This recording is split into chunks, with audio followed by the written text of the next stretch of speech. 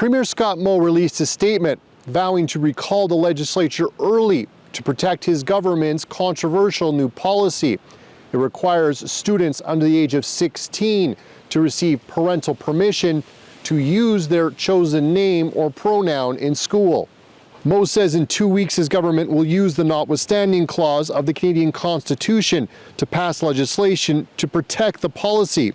On the decision by the judge, Moe says, "Our government is extremely dismayed by the judicial overreach of the court, blocking implementation of the parental inclusion and consent policy.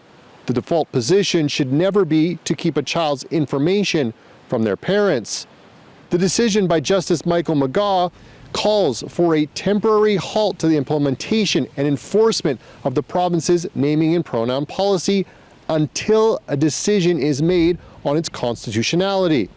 In his decision, the judge says he is convinced that children under 16 who are unable to have their name, pronouns, gender diversity, or gender identity observed in school will suffer irreparable harm. That acknowledgement feels like a victory to the UR Pride Center. I was elated. I was so excited. I'm so happy to know that the court is acknowledging this for what it is, and that this is, potentially harmful for the trans community and for all kids. The opposition NDP is calling for the government to scrap the policy, while the Canadian Civil Liberties Association says the use of the notwithstanding clause proves that the government believes its policy is unconstitutional.